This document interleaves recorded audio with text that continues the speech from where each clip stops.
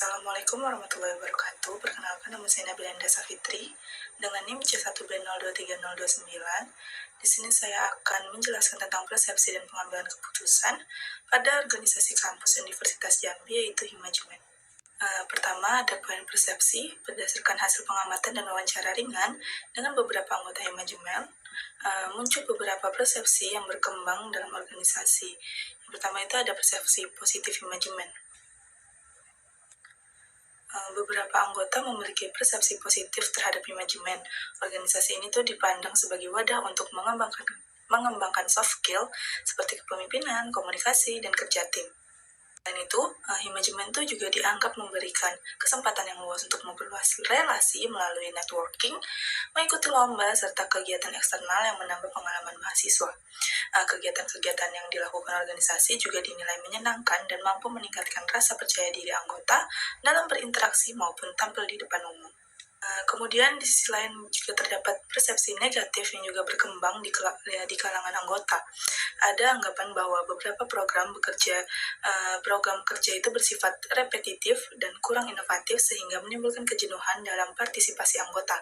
Sebagian anggota merasa bahwa pembagian tugas dalam kepanitiaan belum merata karena ada anggota yang mendapat porsi kerja yang lebih besar sementara yang lain hanya berperan sebagai pelengkapnya.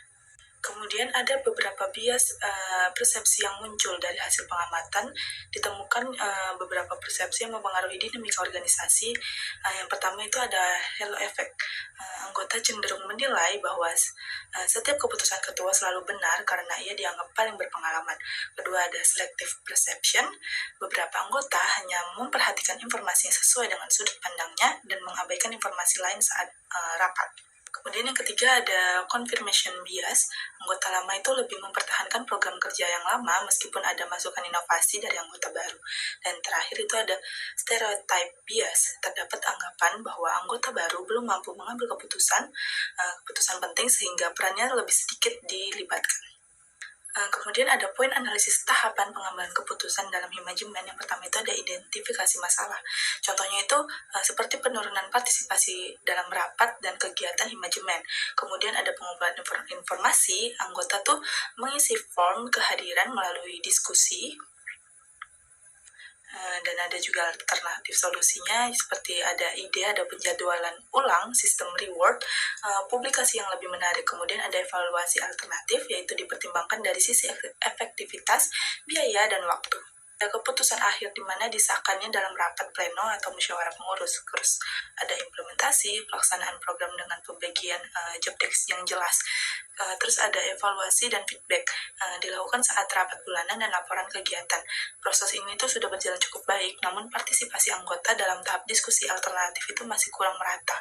Kemudian ada solusinya. Yang pertama itu membentuk tim kreatif inovasi program seperti dibuat divisi atau task force khusus yang bertugas merancang program baru agar kegiatan tidak monoton. Terus tim ini bisa berisi campuran anggota baru dan anggota lama untuk mendorong regenerasi ide.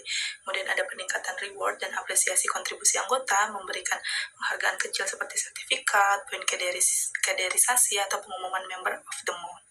Apresiasi dapat meningkatkan motivasi, partisipasi, dan memperbaiki persepsi negatif terkait kurangnya penghargaan. Kemudian ada menerapkan sistem voting dalam keputusan besar.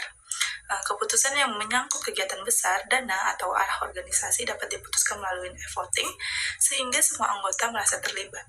Kemudian ada pelatihan pengembangan skill internal, mengadakan skill sharing seperti public speaking, negosiasi, desain konten, dan manajemen konflik yang dibawakan oleh pengurus atau alumni.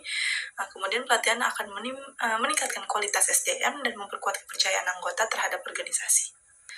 Baiklah, kemudian ada kesimpulan dari penjelasan yang saya sudah paparkan tadi.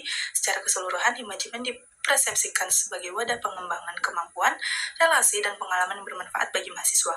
Namun, masih muncul beberapa persepsi negatif seperti dominasi pengurus inti, kurangnya pelibatan anggota baru, komunikasi yang belum merata, serta program yang dinilai kurang inovatif. Selain itu, bias persepsi seperti halo effect, selective perception, confirmation bias, dan stereotype bias ikut mempengaruhi objektivitas penilaian pengambilan keputusan. Proses pengambilan keputusan di Himajumen telah berjalan melalui tahapan yang jelas, namun masih perlu ditingkatkan ditingkatkan dalam aspek partisipasi anggota dan keterbukaan informasi. Beberapa solusi yang dapat dilakukan antara lain membentuk forum aspirasi, menerapkan voting untuk keputusan penting, membuat tim inovasi, memberikan reward kepada anggota yang aktif, serta meningkatkan evaluasi kegiatan.